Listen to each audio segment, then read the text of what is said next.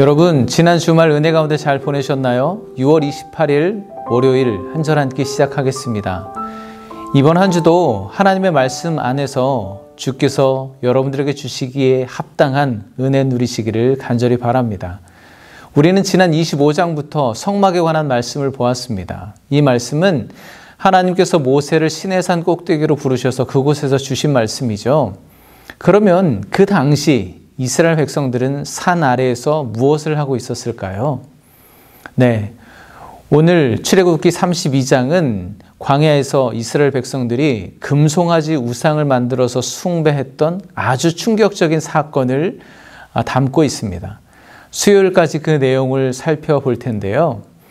자세한 내용은 여러분들이 이미 잘 알고 계시기 때문에 설명은 생략하도록 하고, 저는 하루하루 저에게 주신 그 질문을 통해서 묵상한 바를 여러분과 나눠보려고 합니다. 여러분도 그 질문을 가지고 깊이 말씀 속으로 들어가 보셨으면 좋겠습니다. 오늘의 질문은 그 금송아지가 도대체 어디에서 왔을까입니다. 물론 답은 성경 속에 있는데요.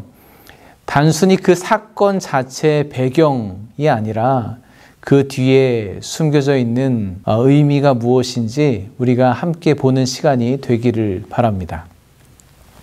하나님은 모세를 시내산으로 불러서 성막에 관련된 세세한 지침들을 말씀해 주십니다.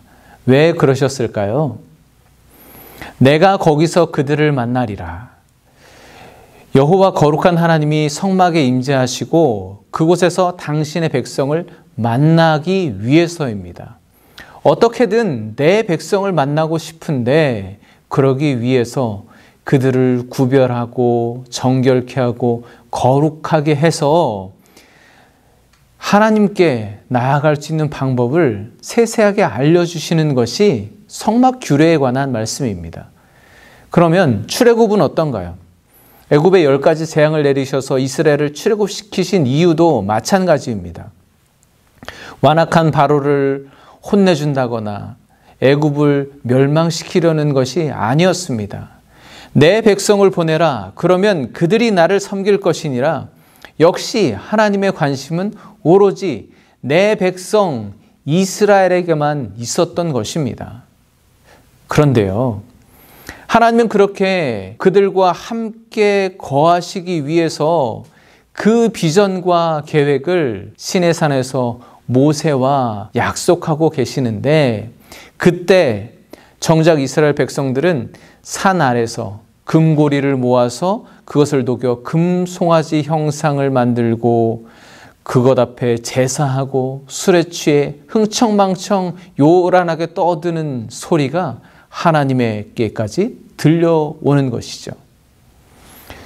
그저 인간적인 상식선에서 생각해 보더라도 도저히 납득이 안 되는 상황입니다. 그들은 도대체 어떤 생각으로 이렇게 배은망덕한 짓을 하고 있는 것일까요?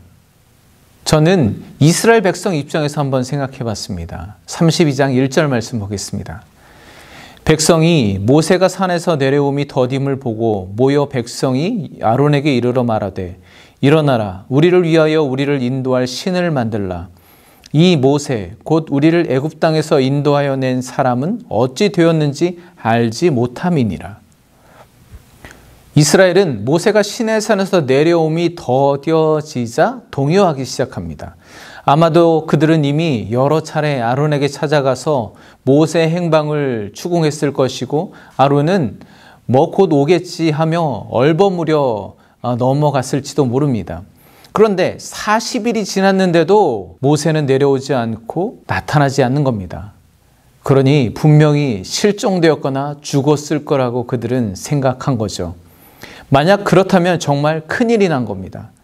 왜냐하면 그들에게 모세가 없다는 것은 곧 하나님이 부재하신 것과 마찬가지이기 때문입니다. 그들은 늘 자신과 함께 있는 모세를 보면서 안심했었고, 또 모세를 통해서 하나님의 말씀을 들었고, 모세를 통해서 그들이 갈 바를 알았기 때문입니다. 애굽에서도 홍해에서도 그랬듯 모세가 있어야만 광야를 지나 약속의 땅 가나안으로 갈 수 있다고 믿었기 때문입니다. 왜일까요? 그들을 출애굽시키고 인도한 것은 모세가 아니라 하나님이신데 그들은 그걸 알지 못했을까요?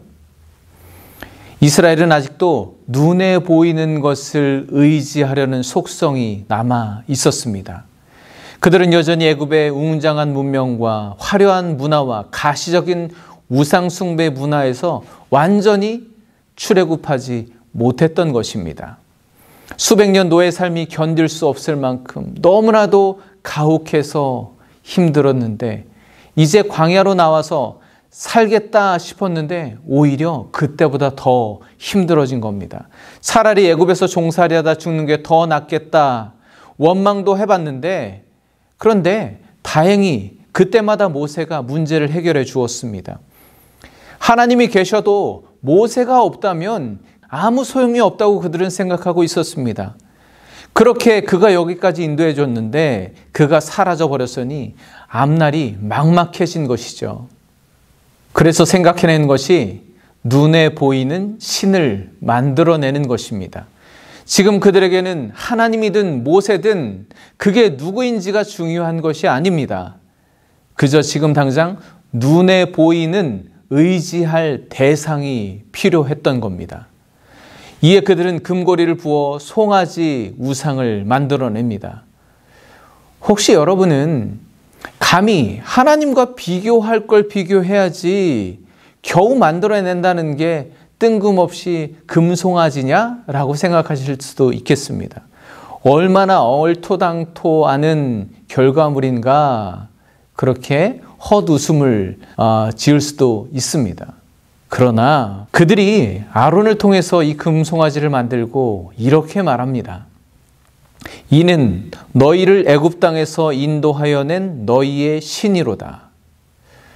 여러분 어디선가 좀 들어봄직한 말이 아닌가요?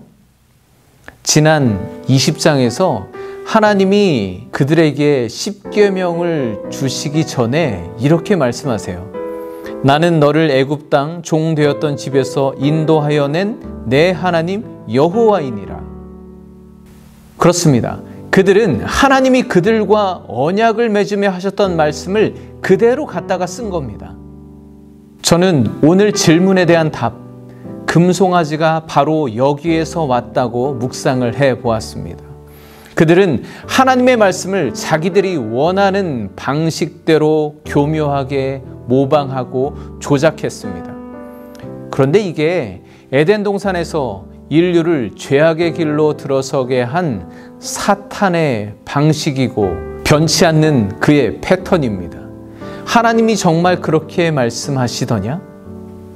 하나님의 말씀에 대한 아주 작은 의심과 조작만으로도 영생하는 존재를 사망에 이르게 하고 하나님을 금송아지로 바꾸어 버린다는 것이죠.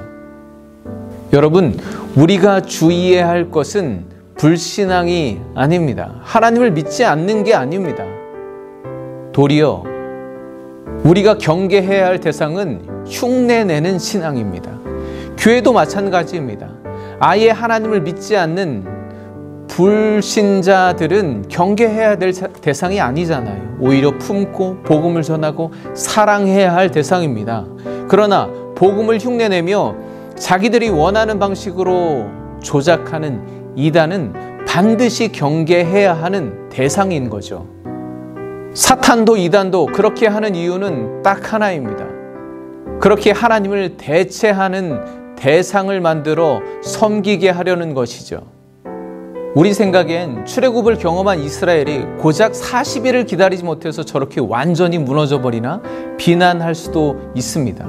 그러나 그들에게 40일은 그들을 인도한 모세가 실종되었고 하나님이 계시지 않는 것 같은 언제 끝날지 모르는 그 불안과 공포의 연속, 현재 진행이었습니다.